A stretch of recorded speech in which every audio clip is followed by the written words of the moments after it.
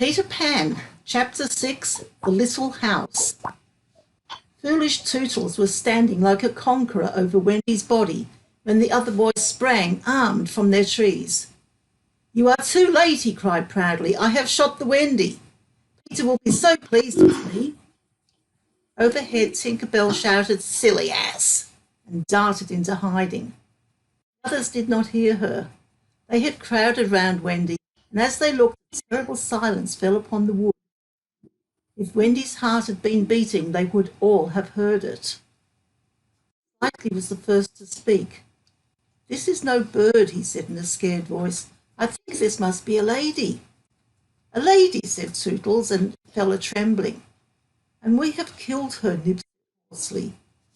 They all whipped off their caps. "Now I see," Curly said. "Peter was bringing her to us." He threw himself sorrowfully on the ground.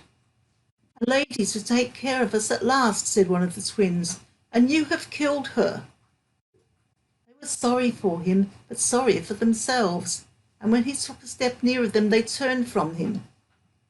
Tootle's face was very white, but there was a dignity about him now that had never been there before. "I did it," he said, reflecting. "When ladies used to come to me in dreams, I said, 'Pretty mother, pretty mother,' and when at last she really came, I shot her." He moved slowly away.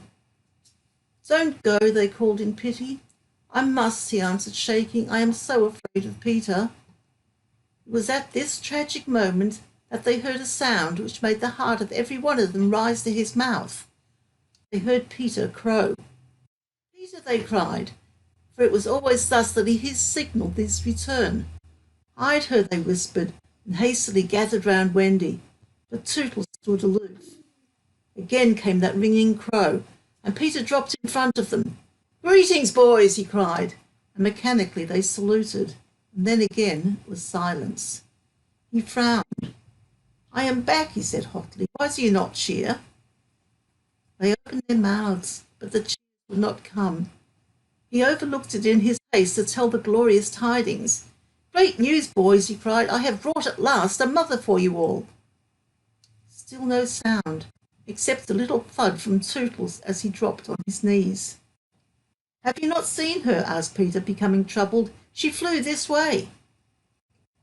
"Ah me," one voice said, and another said, "Oh, mournful day." Tootles rose.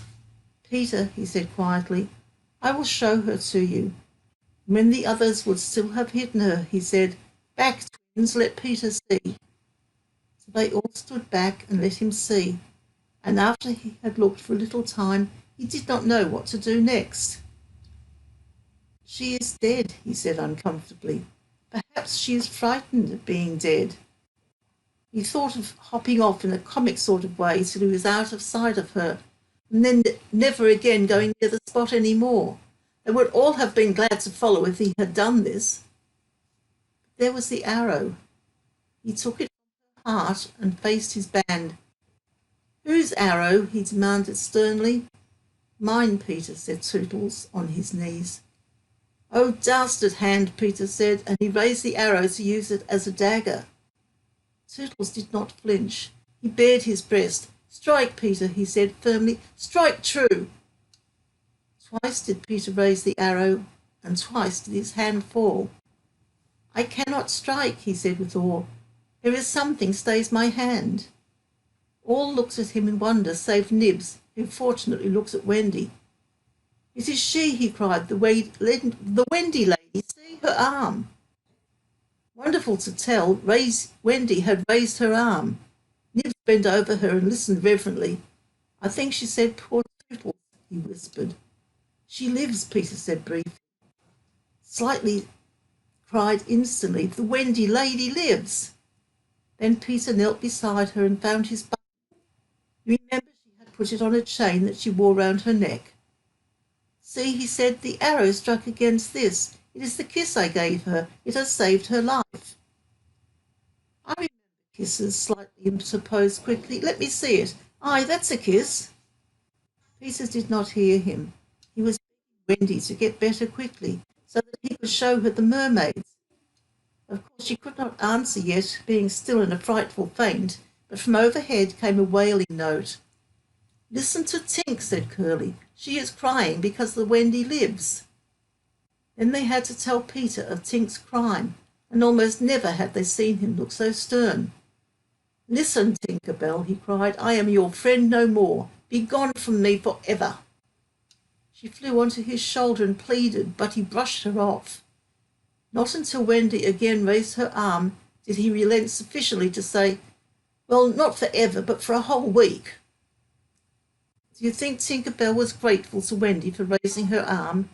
Oh dear, no. Never wanted to pinch her so much. Fairies indeed are strange, and Peter, who understood them best, often slapped them. But what to do with Wendy in her present delicate state of health?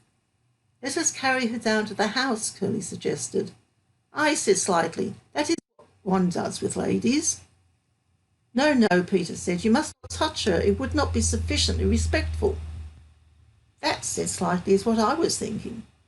"But if she lies there," Twinkle said, "she will die." "Aye, she will die," Slightly admitted, "but there is no way out." "Yes, there is," cried Peter. "Let us build a little house around her." They were all delighted. "Quick," he ordered them, "bring me each of you the best of what we have. Gut our house. Be sharp."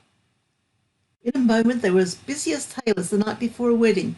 They scurried this way and that, down for bedding, up for firewood. While they were at it, who should appear but John and Michael? As they dragged along the ground, they fell asleep standing, stopped, woke up, moved another step, and slept again. "John, John," Michael would cry, "wake up! Where is Nana, John?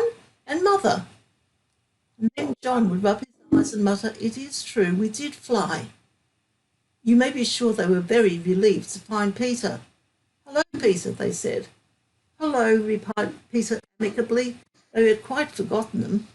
He was very busy at the moment, measuring Wendy with his how large a house she would need. Of course he meant to leave room for chairs and a table. John and Michael watched him.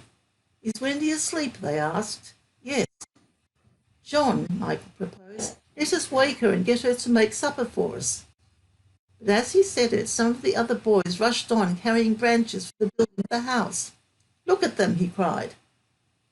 "Curly," said Peter in his most captainy voice, "see that these boys help in the building of the house." "Aye, aye, sir." "Build a house," exclaimed John. "For the Wendy," said Curly. "For Wendy," John said aghast. "Why, she is only a girl." "That," explained Curly, "is why we are her servants." "You, Wendy's servants?" "Yes," said Peter, "and you also. Away with them." The astounded brothers were dragged away to hack and hew and carry. "Chairs and a fireplace first," Peter ordered. "Then we shall build a house around them." "I," said Slightly, "that is how a house is built. It all comes back to me." Peter thought of everything. "Slightly," he cried, "fetch a doctor." "Aye, aye," said Slightly at once, and disappeared, scratching his head. But he knew Peter must be obeyed, and he returned in a moment, wearing John's hat and looking solemn. "Please, sir," said Peter, going to him, "are you a doctor?" The difference between him and the other boys at such a time was that they knew it was make-believe, while to him make-believe and true were exactly the same thing. This sometimes troubled them, as when they had to make believe that they had had their dinners. If they broke down in their make-believe, he rapped them on the knuckles. "Yes, my little man," Slightly anxiously replied, who had chapped knuckles. "Please, sir," Peter explained, "a lady lies very ill." She was lying at their feet, but Slightly had the sense not to see her. He said, "Where does she lie?" "In yonder glade." "I'll put a glass thing in her mouth," said Slightly, and he made believe to do it, while Peter waited. It was an anxious moment when the glass thing was withdrawn. "How is she?" inquired Peter. Said Slightly, "This has cured her." "I am glad," Peter cried. "I will call again in the evening," Slightly said. "Give her beef tea out of a cup with a spout to it." But after he had returned the hat to John, he blew big breaths, which was his habit on escaping from a difficulty. In the meantime, the wood had been alive with the sound of axes. Almost everything needed for a cosy dwelling already lay at Wendy's feet. "If only we knew," said one, "the kind of house she likes best." Peter, shouted another, she is moving in her sleep. Her mouth opens, cried the third, looking respectfully into it. Oh, lovely. Perhaps she is going to sing in her sleep, said Peter. Wendy, sing the kind of house you would like to have. Immediately, without opening her eyes, Wendy began to sing. I wish I had a pretty house, the littlest house ever seen, with funny little red walls and a roof of green. They gurgled with joy at this, for by the greatest good luck, the branches they had brought were sticky with red sap, and all the ground was carpeted with moss. As they rattled up the little house, they broke into song themselves. We've built the little walls and roofs and made a lovely door. So tell us, Mother Wendy, what are you wanting more? To this she answered greedily, Oh, really, next I think I'll have gay windows all about, with roses peeping in, you know, and babies peeping out. With the blow of their fists they made windows, and large yellow leaves were the blinds. But roses? Roses, cried Peter sternly. Quickly they made believe to grow the loveliest roses up the walls. Babies? To prevent Peter ordering babies, they hurried into song again. We've made the roses peeping out, the babes are at the door. We cannot make ourselves, you know, 'cause we've been made before. Peter, seeing this to be a good idea, at once pretended that he was his very own. The house was quite beautiful. No doubt Wendy was very cosy within. Of course they could no longer see her.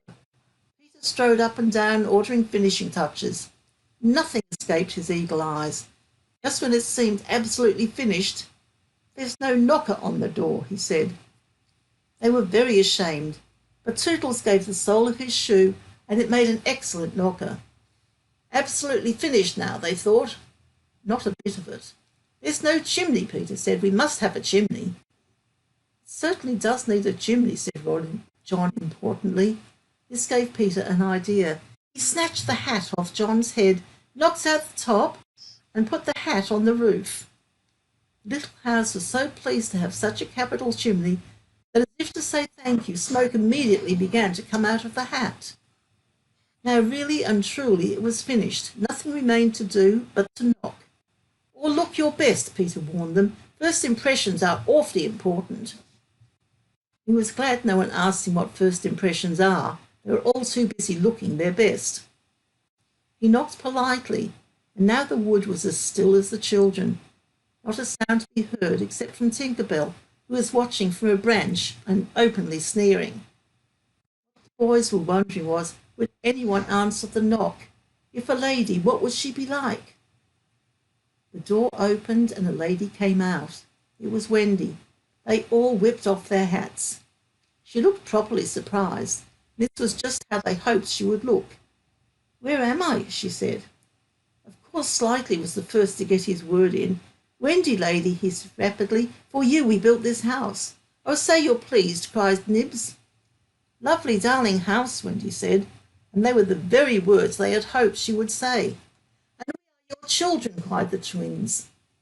Then all went on their knees and, holding out their arms, cried, Oh, Wendy, lady, be our mother. Ought I, Wendy said, shining.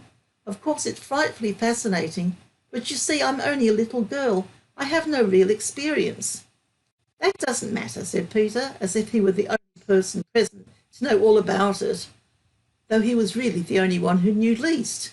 What we need is just a nice motherly person. Oh dear, Wendy said. You see, I feel that is exactly what I am. It is, they all cried. We saw it at once. Very well, she said. I will do my best. Come inside at once, you naughty children. I'm sure your feet are damp. And before I put you to bed, I have just time to finish the story of Cinderella. In they went. I don't know how there was room for them, but you can squeeze very tight in the Neverland. And that was the first of the many joyous evenings they had with Wendy. By and by she tucked them up in the great bed in the home under the trees. But she herself slept that night in the little house, and Peter kept watch outside with drawn sword, for the pirates could be heard carousing far away, and the wolves were on the prowl. The little house looked so cosy and safe in the darkness, with the bright light showing through its blinds, and the chimney smoking beautifully, and Peter standing on guard. After a time he fell asleep, and some unsteady fairies had to climb over him on their way home from an orgy. Any of the other boys obstructing the fairy path at night they would have mischieved. They just tweaked Peter's nose and passed on. And that's the end of the chapter.